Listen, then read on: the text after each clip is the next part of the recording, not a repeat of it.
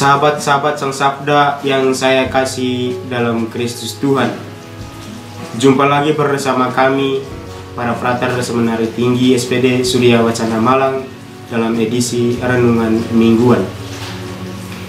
Saudari dan saudaraku yang terkasih, hari ini Injil berbicara tentang Sabda Bahagia. Melalui Sabda Bahagia, Yesus mengajarkan bahwa bila kita hendak menjadi muridnya, kita harus menjalani hidup ini menurut standar yang ditetapkannya dan bukan menurut standar dunia atau menurut standar kita. Kedelapan sabda bahagia yang dilukiskan oleh Injil Matius pada hari ini merupakan standar yang harus kita lakukan.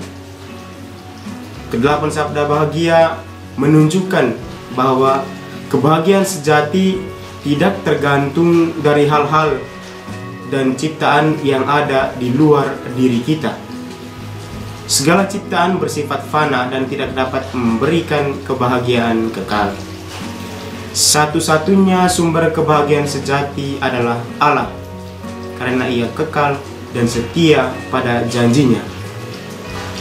Jika kita menghayati dan menjalankan sabda bahagia dengan penuh perjuangan dan kesetiaan, barulah Allah akan memberikan apa yang Ia janjikan, yaitu kebahagiaan sejati.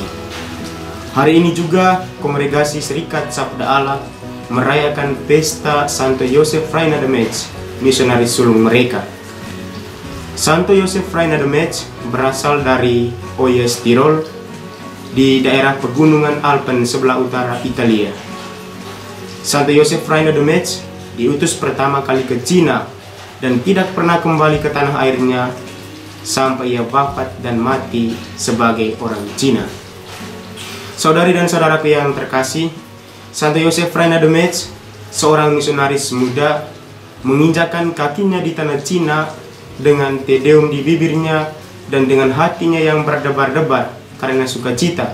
Tetapi yang dia alami dan dihadapi pertama kalinya adalah kekecewaan yang pahit.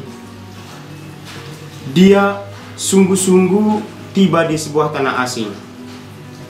Di tanah asalnya, dia sangat dihargai dan dihormati sebagai imam dan diterima dengan baik sebagai seorang pribadi.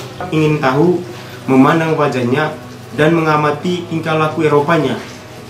Rupanya, tidak seorang pun yang tertarik mengetahui mengapa dia berada di tempat ini atau berada di Cina. Kesepian mulai mempengaruhi pikirannya. Segala sesuatu yang sangat berbeda dengan harapannya. Pikirannya melayang kembali ke rumahnya dan dalam suratnya dia menulis, apa yang saya lihat, apa yang saya dengar, dan apa yang saya alami hari demi hari seringkali bertentangan dengan keyakinan yang saya pegang sampai saat ini. Tetapi apa yang sama sekali tidak dapat dimengertinya dan yang paling pahit baginya adalah sikap acuh tak acuh terhadap iman. Rupanya tidak seorang pun yang lapar akan roti kebenaran dan rahmat. Dia tidak menemukan sesuatu pun yang lazim. Sebagai orang dari zamannya dan dengan latar belakang Eropanya, tidak ada ruang baginya untuk memahami budaya dan cara hidup asing. Seorang hampir belum dapat berjalan 10 langkah tanpa menjumpai wajah-wajah yang meringis dengan jahat dan aneka bentuk kejahatan. Udara yang dihirup sama sekali kafir. Tidak ada inspirasi yang datang dari luar. Tidak ada kata-kata yang mendorong, tidak ada keteladanan yang dijumpai. Tidak ada terdengar bunyi lonceng gereja. Tidak ada pesta religius. Tidak ada pesta hikmat yang menyentuh hati. Itu yang dialami waktu Santo Yosef pertama kali tiba di Cina. Saudari dan saudaraku yang terkasih, kekecewaan dan krisis merupakan bagian kehidupan kita. Kekecewaan mengecilkan hati kita, merintangi mengalirnya kehidupan dan menyebabkan hal-hal tertentu tidak berkembang. Tetapi Kekecewaan itu justru penting karena memaksa kita untuk berhenti sebentar, berefleksi, dan menjadikannya sebagai peluang. Menantang kita untuk mempertimbangkan cara-cara lain, memberanikan diri untuk mencari terobosan baru.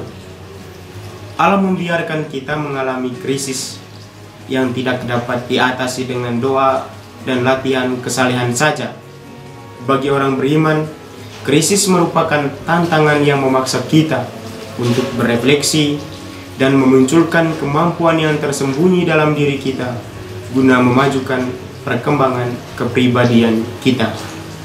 Iman tidak menyembuhkan persoalan dan kesulitan, tetapi memberi kekuatan serta keberanian untuk melihat masalah sebagaimana adanya. Saudari dan saudaraku yang terkasih, mari kita belajar dari Santo Yosef Reina de Metz yang mengabdikan diri seluruh hidupnya untuk karya Tuhan dengan menjadikan ke-8 sabda bahagia sebagai standar kehidupannya. Reina de Metz berusaha mencintai dan melayani Allah dan manusia dengan segenap hatinya dan dengan segenap jiwanya. Pada akhirnya, manusia tidak diperuntukkan untuk dunia ini. Dia diciptakan untuk sesuatu yang lebih besar. Tidak untuk menikmati hidup, tapi untuk bekerja kemanapun Tuhan memanggilnya. Tuhan memberkati kita semua.